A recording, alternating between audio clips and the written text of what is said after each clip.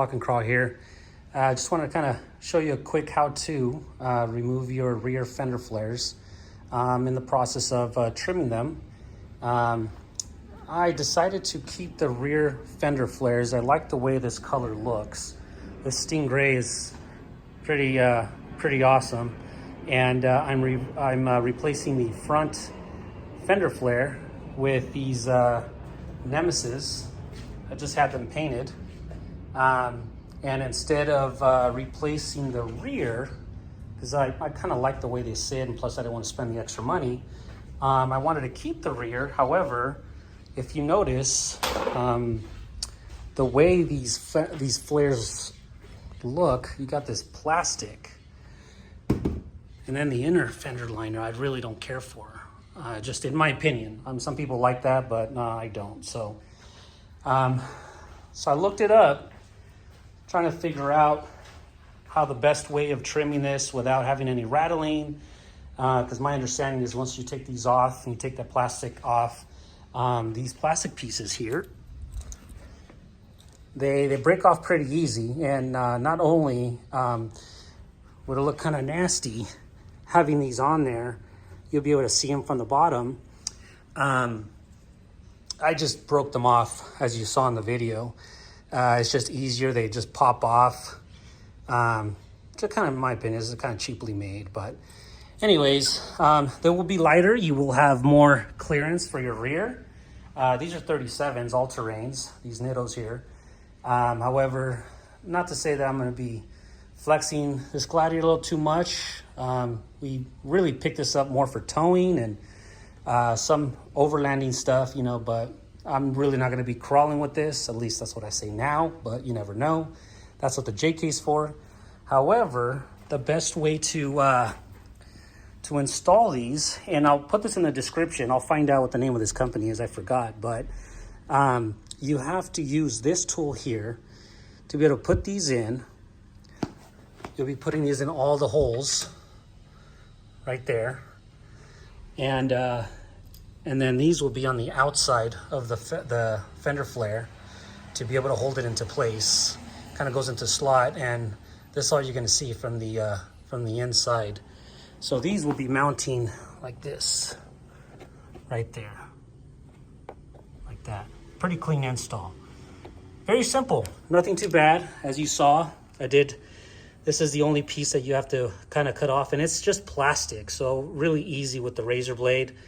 Cut that off, no big deal. Took the inside liner out, and I'll show you the finished product here shortly. Thanks for watching.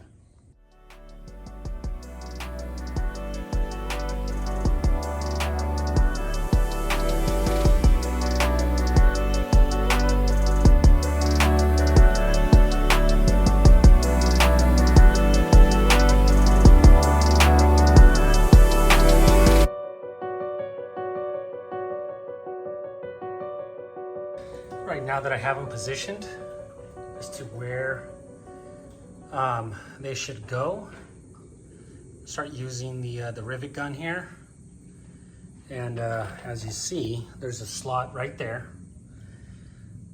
That right there slides right into that spot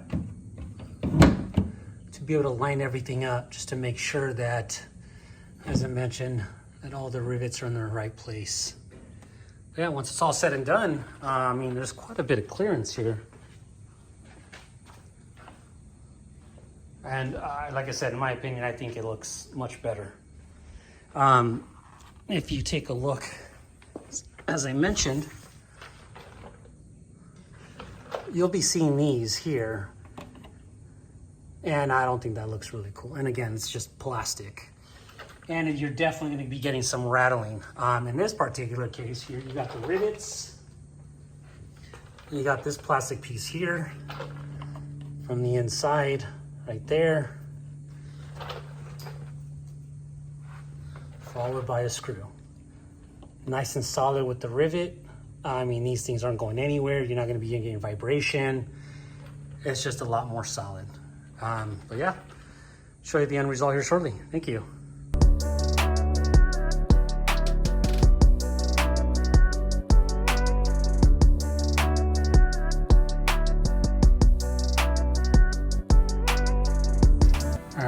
before and after. Gotta get started on this side.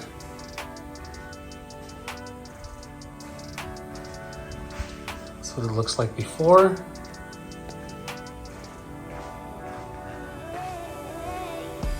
And this is what it looks like after.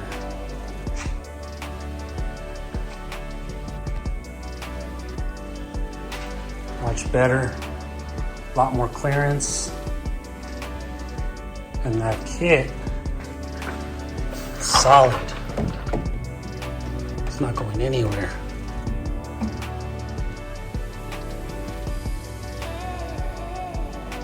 Nice.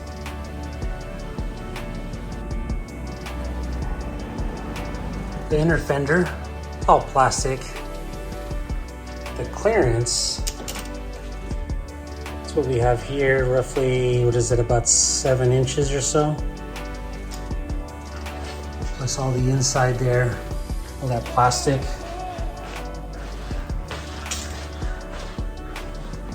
And here, look at that. 9 inches, about 2-inch clearance, just by removing all that plastic. Very cool.